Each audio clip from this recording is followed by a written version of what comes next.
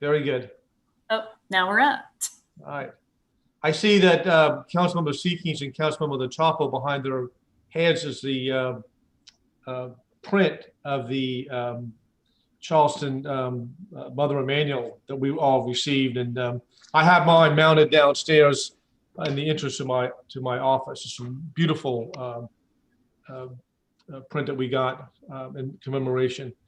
Anyhow, that being said, we will call the April 26, 2021 meeting of the Public Safety Committee together.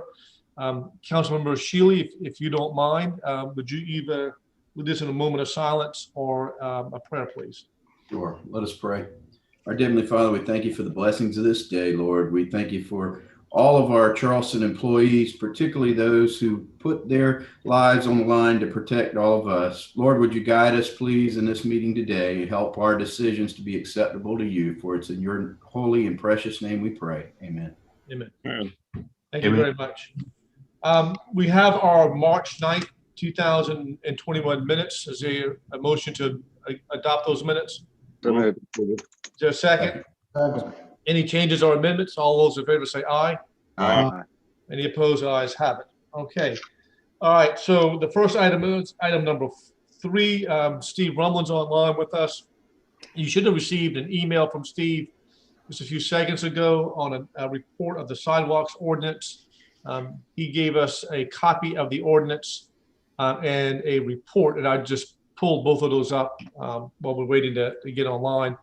So Steve, you want to give us a rundown on this, and then you have some guests available as well, I understand, available?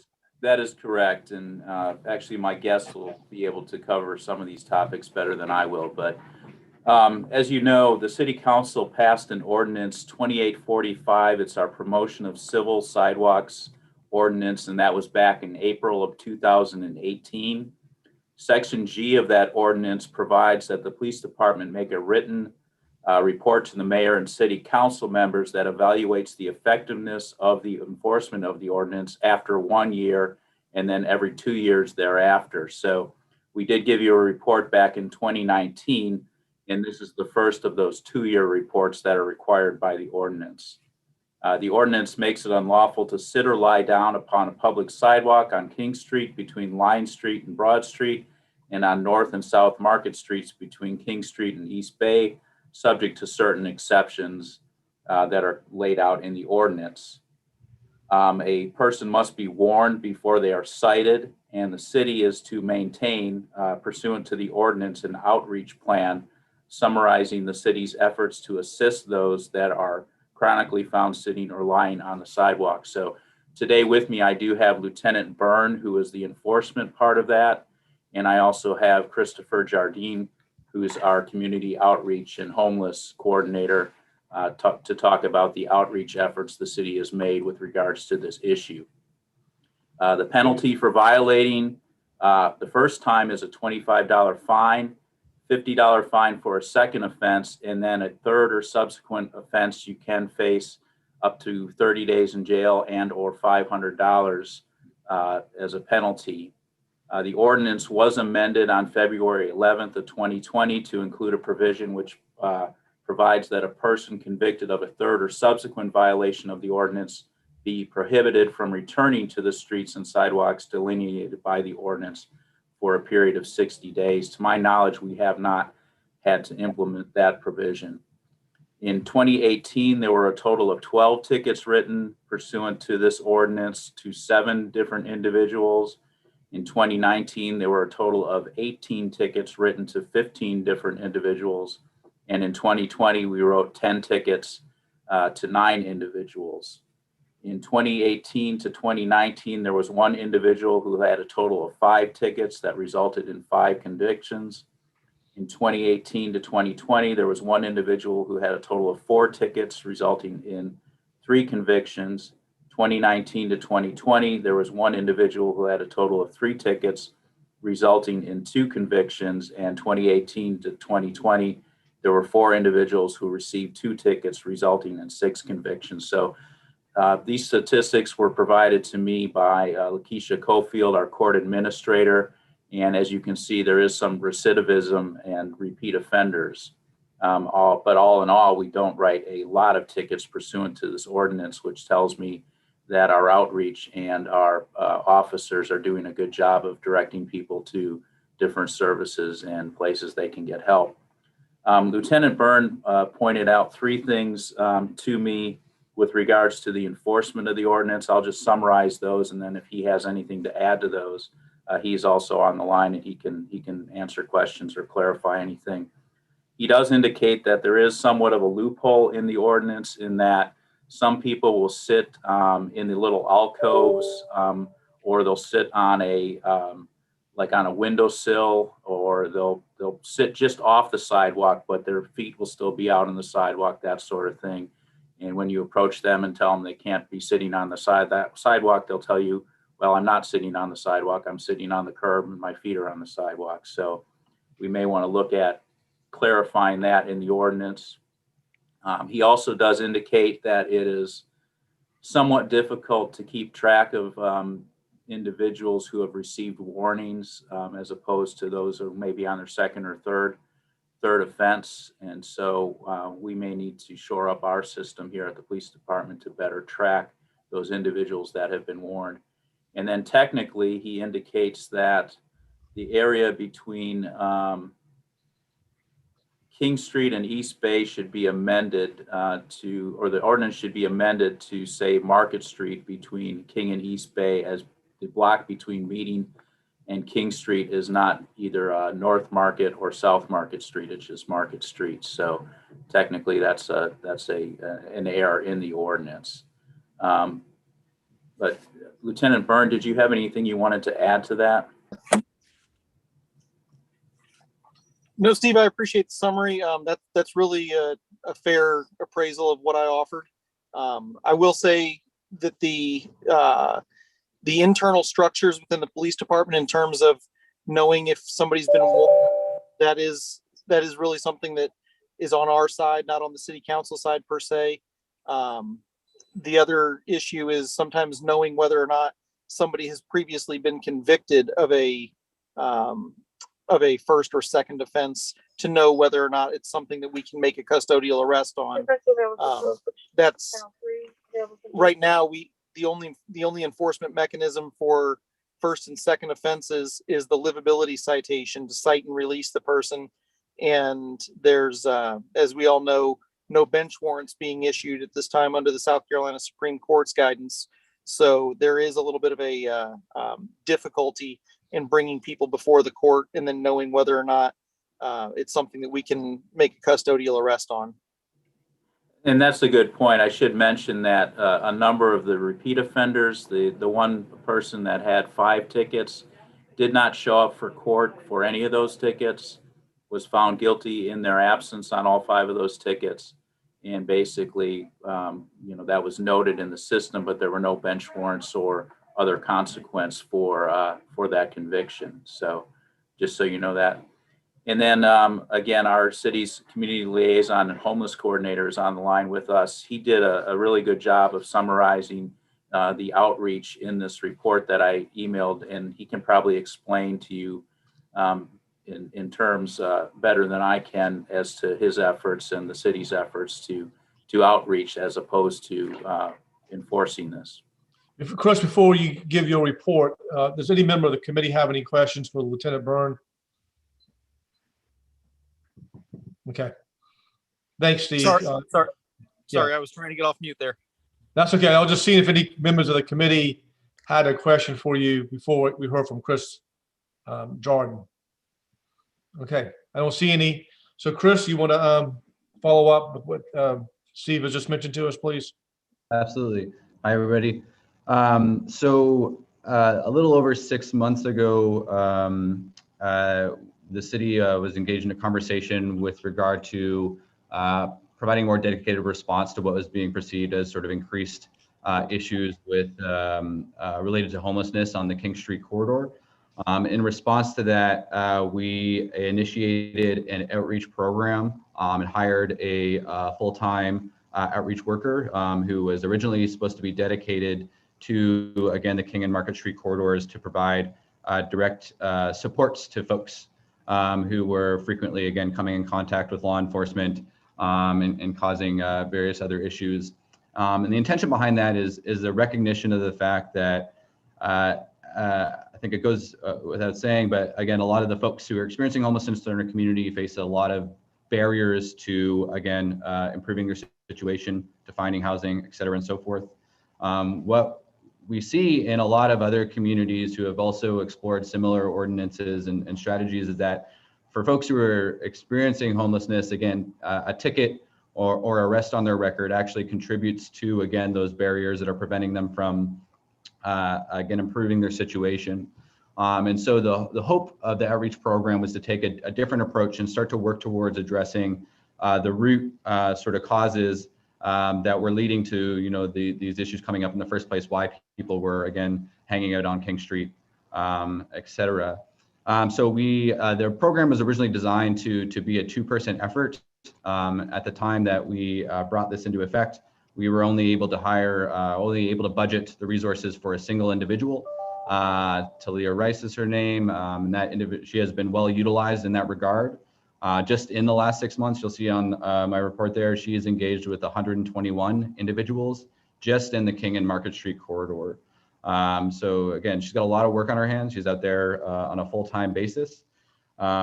What we quickly realized, though, is again, the scope of her work has expanded out of necessity.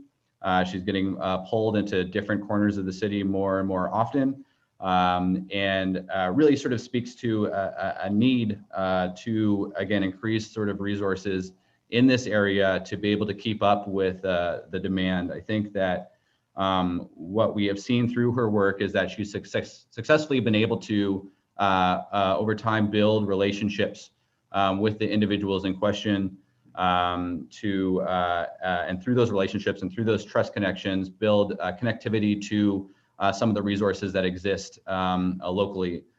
Things like the Navigation Center or 180 Place or the Veterans Affairs. We've been able to foster relationships with those entities to even come out and sort of join her in the work that she does to sort of make that warm handoff, that connection a little bit more tangible. Again, for a lot of folks in our community, again, they struggle to maintain appointments. They struggle to, again, maybe make it across the city to that physical location. And so what we have found through this program, and is what has been very demonstrable and many other programs like it throughout the country, is that by bringing services to those folks, again, we eliminate a lot of those barriers that are preventing those connections from happening. And that ultimately is where we're going to see those long-term results. Again, what we see time and time again, you know, is evidenced by the one individual, you know, who's been cited 5 times, is that people just find themselves in this cycle that just sort of perpetuates and really ongoing in perpetuity. And so if we really want to, I think, address this in the long haul, it's about striking a balance between ordinances like this and actually, you know, putting in the work and the resources to, again, building those connections with those individuals to get to the root of, again, their situation and why they've wound up in the place that they are, and providing what supports that we can to ultimately, again, house folks. I think that, again, there's no shortage of evidence to suggest that the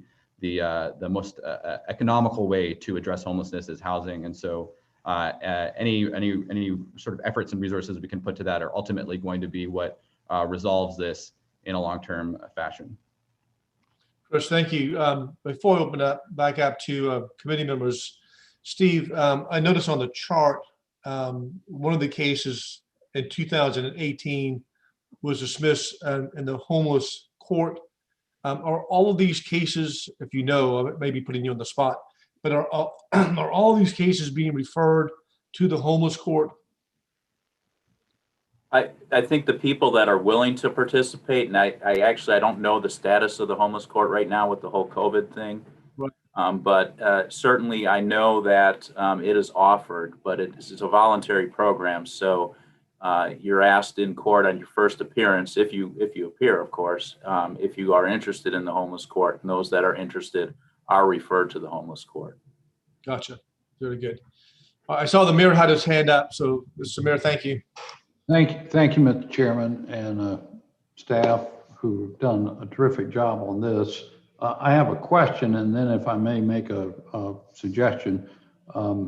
and this might be more to Lieutenant Byrne or Steve.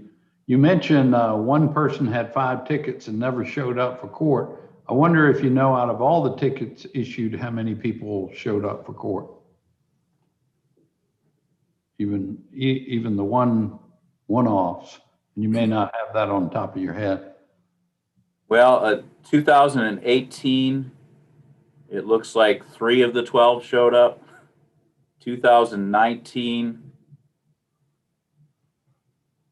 anywhere from 4 to 8 showed up. 2020, out of 10 tickets, anywhere from 2 to 6 showed up. And we Okay. don't have any tickets we hadn't written any tickets for 2021 as of the date I wrote this report. Okay. So, and the windows there were arranged. I presume you don't really know for sure, but it would seem that on average, a lot of people aren't coming to court when they get a ticket. And I want to compliment Chris and Talia Rice is the lady that's working as a kind of direct homeless outreach coordinator. And I'm going to put another plug in right now, count my fellow council members as we set some priorities for this federal money that we've gotten in and look at positions that had been requested that that we could fulfill. This would be, in my book, one of them that would be most helpful to fulfill, to have just one additional person. And I think we had enough money for half of the additional person's salary, but not the whole amount. So anyway, something for us to consider.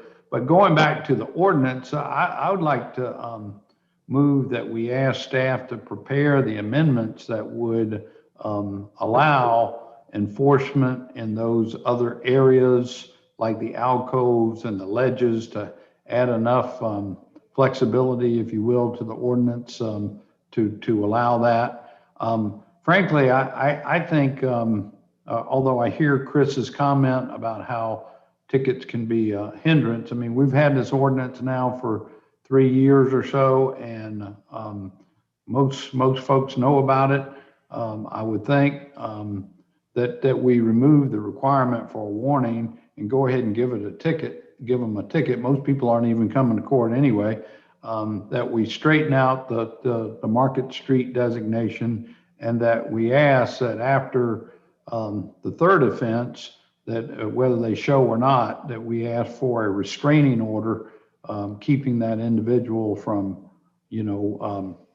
from hanging around on that section of King Street, or maybe even whatever Steve feels we can allow. I don't know if you can say the whole CBD, but certainly in the area where they've been issuing the tickets. But anyway, to straighten out those 4 things and come back to us at our next meeting with, the proposed amendment. Is that a motion, Mayor? Yes, sir. All right. So the motion is to address 4 areas. One is a loophole about someone's body parts sort of straggling onto the sidewalk. Right. One is a restraining order after a certain number of violations. Another is removing the warning. And then the other one was adding that section of East Bay Street. I think it's a gap. Market Street. Market Street. Okay. So is there a second to that, to the mayor's motion? Councilmember Mitchell or Shealy? I'll Or, second. okay. Go ahead. I'll second it for the purpose of going through the discussion. The only question I had, Mr. Mayor, is about the warning part, because I thought the warning was a good method of providing the police with some ability to interact with the individual, to give them a heads up and moving on. So, Lieutenant Byrne, I just heard Lieutenant Byrne telling us what a difficulty they were having ascertaining whether someone had ever had a warning before or a ticket before. Maybe I overemphasized that, but yeah, I'm trying to make it easier for them to do their business. Lieutenant, that sounded more of a tracking issue with the record keeping. So, Lieutenant, can you just sort of touch upon that a little bit more, please? Yes, sir. the issue with the warning is more of an internal issue to the police department. And I will say this, if the mayor's proposal of removing the warning were to move forward, I want to make sure that people understand that that is not going to be that we start citing everybody and arresting people immediately. Even on other charges, we frequently give warnings and employ discretion to advise and help people. And I think Chris would attest himself that more of our cases are going to his and Talia's attention than ever before. So even if that warning is removed, that requirement is removed, I should say, that it won't necessarily be that we arrest everybody or cite everybody on first offense. We will educate and continue to take that approach. But the warning itself really comes from our RMS system, the records management system, and how we can refine that. Okay. Thanks for clearing that up. Councilmember Seekings. Thank you, Mr. Chairman. I've always viewed this ordinance as a safe streets ordinance, and hearing from our public safety team that there's some adjustments that need to be made to make it easier for them to work with, I fully support that. I think, Chris, the work y'all are doing is fantastic. I'm interested in not necessarily in the numbers, but is there a way to tell as you interact with people along these corridors, sort of the degree of need they have? And specifically, I'm looking for how many are homeless and have nowhere really to go, and how many have sort of chosen to make the street one of the stops along their way in any given day, and created one of the reasons why we've even needed to implement this ordinance. So that's kind of a multi-pronged question. I hope you understand what I'm getting at. Yeah, absolutely. That sounds like a law school kind of question. Sorry, I'm trying to get off of that, but And I don't have the numbers in front of me, but we do have that data. So Talia records every single interaction that she has with individuals in the community. And what I will again highlight is, we speak about homelessness broadly, but we're really doing disservice to those individuals experiencing that, because they all come to it from different places, to your point. And so you talk to one person and the next person, you're gonna have completely different sort of backgrounds and sort of experiences that have led to the reason why they are there. So again, I don't have that immediately available. However, I could get with Talia to provide that information. thanks. I mean, I just think monitoring that in connection with a number of things, not just this ordinance, which really was put in place to keep the streets safe for all of us who pass by. So also, I just wanted to, Mr. Chairman, thank Lieutenant Byrne for taking time out. I mean, it's a tough job up and down that corridor, especially in the last year. And I think that they've done an amazing job of recognizing some of the challenges and managing them in a way that the city, I think, can be proud of. So thank you, Lieutenant Byrne, for what you've been doing, and will continue to do, it looks like. And I'm going to support, by the way, Mr. Chairman, the mayor's motion. I think that motion is appropriate. All right. Any other discussion from Mr. Shealy, Councilmember Shealy, or Councilmember Mitchell? No, I'm fine. Okay. I'm glad that he said, even with with the ordinance that they have, that the officer still would speak with the individual and talk with them before even writing citations. So it still would give them a chance to interact that way, whomever's doing it. So as long as we're doing that, I have a problem with that, because education is always the key to me in doing things before we move on to other extraneous differences on that. So, Councilmember, that's a promise we make you. Mhm. Well, thank you. With that being said, I'm in agreement as well. And thank you to Mr. Jordan and Lieutenant Byrne for all your work on this. Thank you very much. Yeah, it is a difficult task and very sensitive, and certainly dealing with folks with special needs, special issues to deal with. I know that Councilmember Chapo joined in as an interest to this subject. Councilmember Chapo, did anything you wanted to add or comment about? No, this one and then the next two. Okay. Councilmember Jackson, I see you on as well. Thank you. No, I really appreciated the discussion between both sides of our solution teams, and I do like the way that was amended. Thanks. Thank you. Chris, one other question I had about this, we'll call the question on the mayor's motion. This is sort of my own personal observation that I do see not much of a uptick, but something, seeing more folks. They may not be on this corridor, but they certainly seem to find a place to sleep just on the perimeter of these corridors on some of the side streets. Not that I'm in favor of expanding this any more than we need to, but how do we address those folks who become, I think, somewhat savvy on this part of it and realize that there's a way around this by going to maybe Queen Street or George Street, some other location? That's an excellent question. I'd encourage you all, actually, I cited this, I don't have the link in there, but I can provide it. But I quoted it in the report that I gave. There's a report called No Safe Place, the Criminalization of Homelessness in U.S. Cities. It's a report by the National Law Center on Homelessness and Poverty, and they really take a deep dive into ordinance like these across the country. Charleston has actually featured in that report a couple of times due to ordinances that we currently have on the books. We are an under-sheltered community. Currently, there are no shelters taking admissions in our city at this time. And so this is one of the challenges that's presented, is that, when we have this expectation that people move along, there isn't a place for people to move along to. And that's the challenge that I have with, ordinances like this, is that, again, we're ticketing people, citing people. And I understand and I appreciate, again, we do have there's a necessary requirement to, again, keep these sidewalks clear for the safety of, people to be able to sort of navigate them. But again, I would really just sort of reemphasize, again, that the initial focus first, leaning on, the police, which do a tremendous job of, playing the role of social worker for a lot of these folks.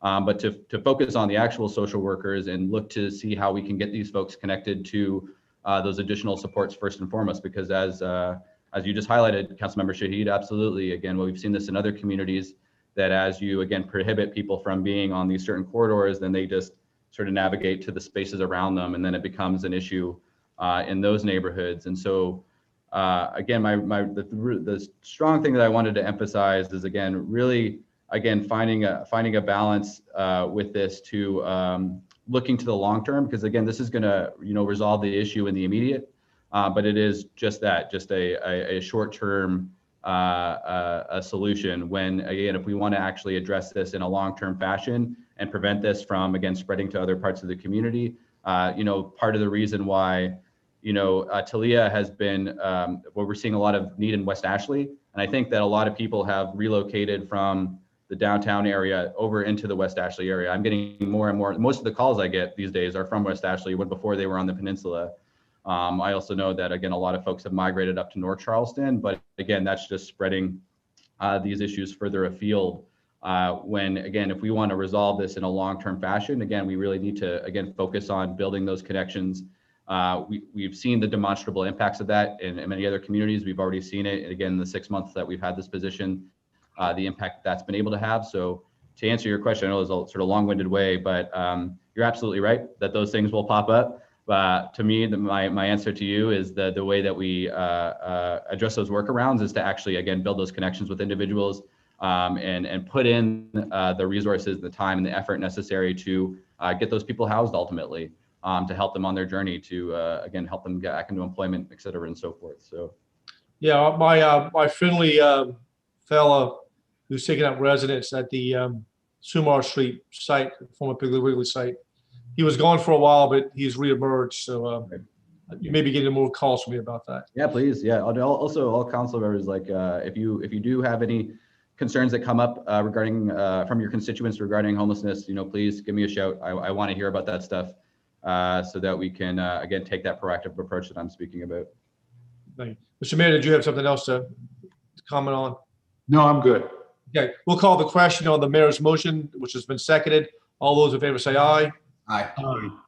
Any opposed? Ayes have it. Thank you, Steve, for helping coordinate Chris and Lieutenant Burns for being on the call. And so we've got 4 staff will come back to us, hopefully the next meeting, to address those 4 concerns that the mayor had raised. Appreciate y'all's involvement with that. And it's a very sensitive and difficult issue, but we appreciate y'all's work on that. Thank y'all for your dedication. The next item of business is dealing with an agreement between the Charleston Police Department and Dignity Best Practices. A proposal to enhance CPD's behavioral health crisis. This is for information only. Steve, are you taking this up as well? I am. I'm covering the next two items for Chelsea Francis, our grants coordinator. She put out a pretty good description of what it is these two items are, but my understanding is we have some money from this 2020 Justice Assistance Grant to improve our response to individuals experiencing mental illness, substance abuse disorders, and homelessness. And so this would be a contract to use $4,500 in grant money to hire this firm to help us evaluate our current response to people with mental health and substance abuse and homelessness issues, and to improve on the process that we currently have. So they basically proposed looks like a 5-part process where they come up with a hypothesis, they assess our current state of affairs, they do some qualitative research and speaking with patrol officers, social workers, community engagement team, and the mental health people. They look at what other cities are doing and how that might be useful to us to implement some of the strategies they're using. And then basically present that to our command staff and then decide what we need to do to implement some of the recommendations that they come up with. So this again kind of works into what we were just talking about, is community outreach and working with mental health professionals to try and address these issues before they become criminal or enforcement issues. And this is just for information purposes only at this point, I think. That's correct. We wanted you to know what we're doing with some of that grant money that you helped us get. So very good. Any questions for Steve about item number 4 on this agreement? Yes, sir, Mr. Mayor. I don't know, and it doesn't really matter who the point of contact is going to be, but I probably obvious, but we're going to make sure they connect with Christopher and Talia and the Navigation Center and 180 Place and all those community partners that we have that interact with those experiencing homelessness and substance abuse and mental illness disorders? yes, sir, I understand that would be part of the process. So we're going to tell them about all the resources that we have and all the people that we are in contact with, and they will reach out to those people and interview them to get their input as well. Great. Okay, thank you. Okay. Any other member of the committee that have a question? Councilwoman DeChambeau, did you want to comment? No, this just makes me very happy to know that we're not just immediately jumping to criminalizing folks who have other issues going on and trying to get to the root of what's happening. So I'm very appreciative of this. Thank you, ma'am. Councilwoman Jackson? Any other? Ditto, my colleague, I agree. Thank you. I think we cannot overemphasize how important this is. The police are called on more and more responsibility and obligations as they interact with the public. And one of the important things we've seen in policing is not escalating a confrontation, de-escalating a confrontation. And so I know the chief has been always very big about training. And I think this goes towards that responsibility as well. Chief, I don't know if you're on the line still. I saw you earlier. Any comments on what Steve has presented to us? No, I would just add, as you already did, my thanks to Chris and his team, to Lieutenant Byrne, to the council for supporting us. And I'll just put a plug in for the mayor's notation that if the capacity exists to add a position to Chris's team, we've talked about this over the past year as being a priority and something that we think would help and kind of be a force multiplier and will be mutually beneficial to all the things that we're talking about right now. Thank you, Chief. Okay. That was just for information purposes only. We don't need to take any action on number 4. And then the next item is the DEODIS program, which I'm very familiar with. Steve, you want to give us an update and report on that as well? So, right, we would like to team with the Otis to apply for a grant for what's called a certified peer support specialist. And in a nutshell, my understanding of that person's role would be to identify people that are suffering from drug addiction or may have overdosed, that we respond to those calls. And then this person would follow up with that person and their family to try and get them some treatment for their drug problem. We are currently part of a task force. We keep statistics. We work with other agencies. Officers do reach out to people. However, officers aren't trained, addiction counselors. Sometimes when a person that's involved in drugs sees a police officer, they're not as responsive as they might be to someone in plain clothes and who is, familiar with the addiction issues that they face. So this would be a person that would work with our agency and other agencies in the Low Country to try and help those people with addiction problems that may have overdosed. And basically, we anticipate our role would be assigning officers to work with the peer support specialist, identify victims of overdose so that that person can reach out to them, escort that person in an attempt to locate the victim if they need our services to escort them. We, of course, would keep statistics and write reports, track overdose cases, identify hotspot areas, conduct drug take-back events, Narcan distribution, and again, continue to work on the task force that we're currently a part of, which is the Addiction Crisis Task Force. Very good. Thank you. Any questions from council members? And our two visiting council members, any comments or questions? Just the same thing. Mental health advocacy is so near and dear to my heart. And so it just makes me very proud to know that we're doing these types of things for our community and for the public safety. So much appreciated. Thank you. Chief, is this also part of Judge Hendrick's program that she has with the opioid crisis? Will this fit into that as well? It would complement those efforts, and absolutely, it's all synergistic and connected. And I'm glad you gave me just a quick opportunity. We have a crisis, and I think everybody probably knows that, but it's always worth saying it when we're talking about this topic.